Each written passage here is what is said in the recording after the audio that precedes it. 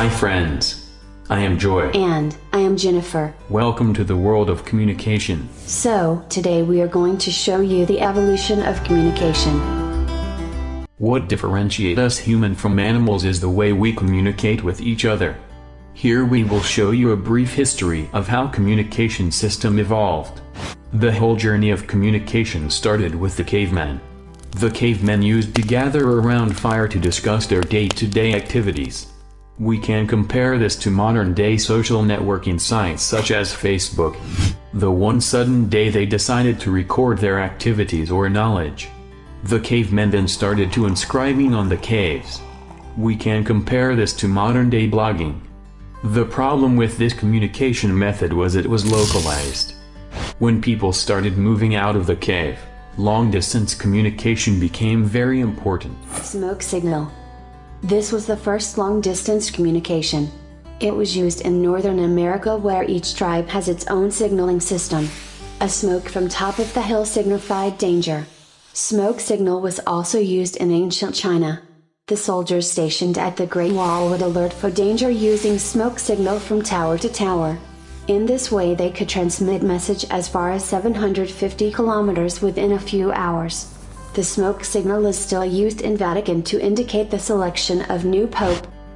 Pigeons. Due to their natural homing ability, pigeons were extensively used for long-distance communication. The pigeons were used by Persians, Romans, Greeks, Mughals. In 19th century, pigeons were also used to transmit stock quotations from one city to another. Cherami, a homing pigeon, was awarded the French War Cross for her services during World War I. TV series Game of Thrones has shown the use of raven instead of pigeon for long-distance communication. Pony Express. From ancient time, kings have been using human messenger to relay messages.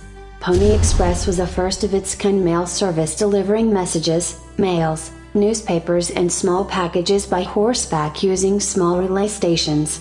It is regarded as the first courier service. It was used in the mid-19th century to communicate between East Coast and West Coast of America. Semaphore flag. Semaphore flag was used in maritime during the late 19th century. The word semaphore is derived from Greek word sema meaning sign, and pharo meaning bearer. It is the telegraphy system conveying information at a distance by means of visual signals with handheld flags, rods and disc. It is still used during underway replenishment at sea and is acceptable mode of communication for emergency. Telegraph. Telegraphy was the greatest breakthrough in the field of communication.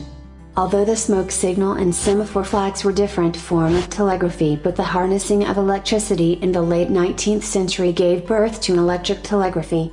Morse code is still used globally as a mode of communication. Till a couple of decades ago, telegraphy was the most popular form of long-distance communication.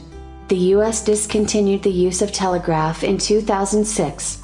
India's BSNL-owned telegraph service ended in 2013. It was reportedly the world's last existing true electric commercial telegraph system. Radio. The term radio in Latin means beam of light. In 1864, James Clerk Maxwell showed mathematically that electromagnetic waves could propagate through free space. The effects of electromagnetic waves were observed before and after Maxwell, but no one could detect its presence. In 1886, Heinrich Hertz established the existence of electromagnetic waves. In 1888 he demonstrated that one could produce and detect electromagnetic waves, which we today call as radio waves. In November 1894, Jagdish Chandra Bose at Town Hall of Kolkata ignited gunpowder and rang a bell kept at a distance using microwave. During the same time, an Italian scientist Guglielmo Marconi made an electric bell which went off during lightning. This was just the beginning of a whole new era of distant communication. Early 20th century radio system transmitted message using continuous waves only. Amplitude modulation was demonstrated for the transmission of voice and music, but with little success. World War I accelerated the development of radio for military communication. After the war, commercial radio broadcasting began in 1920 and was a big hit. World War II again accelerated the development of wartime purposes for aircraft and land communication. Telephone. Until now, real-time communication was confined to diplomatic purposes or for broadcasting. Still, telegram was the fastest one-to-one communication used by common people. In 1876, Alexander Graham Bell invented the telephone. At first, the benefits of a telephone exchange were not exploited. Instead, telephones were leased in pairs to a subscriber, who had to arrange for a telegraph contractor to construct a line between them, for example between a home and a shop. It was a luxury that only rich people could afford. Later, telephones took advantage of the exchange principle already employed in telegraph networks. Each telephone was wired to a local telephone exchange, and the exchanges were wired together with trunks. Networks were connected in a hierarchical manner until they spanned cities, countries, continents, and oceans. This was the beginning of the Public Switch Telephone Network, or PSTN. The major progress took place after the Second World War.